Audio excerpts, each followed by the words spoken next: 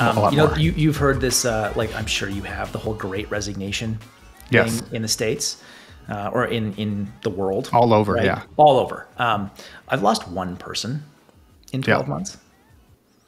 Right. And we just went through, again, going into annual planning. So we do this annual survey and a lot of it is around NPS type questions. Right. I think our NPS score was like in the high 80s. Well, it's a mission based, mission based, company, and you've got a big vision. Yeah. And our staff is very young. Yeah. Lots of creatives, like new engineers, new material scientists out of school, chemists, that kind of stuff. And yeah, like a lot of them will just tell you, they'll flat out tell you like they want to work on interesting, meaningful things. Yeah. And it's a great thing.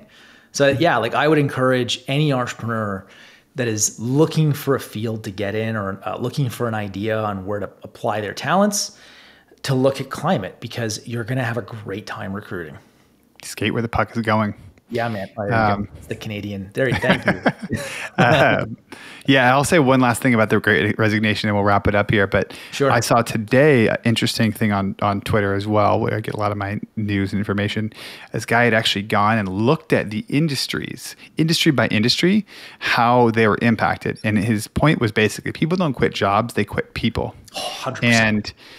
And the main industries that have been hammered by this were the ones traditionally that you feel like are where the jobs and the treatment is not the best. Construction, hospitality, service work, those are the ones that have gotten hammered, right? And Absolutely. I think a lot of this anti-work movement on Reddit is very interesting because it's hyper-focused around like poor treatment of employees.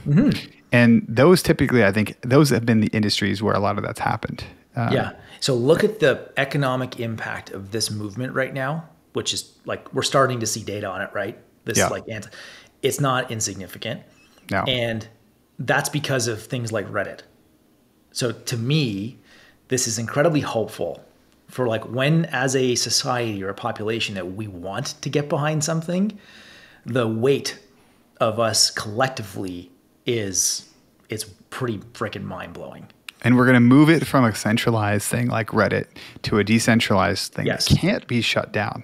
Right. That's the interesting part, right? I love it. If we can do that and we can break free from some of the constraints of a centralized system where, it can be, as you've seen, you can't even advertise on Facebook. Yeah. Right. It drives me nuts. It's like, no, that's offsite content. I'm like, what?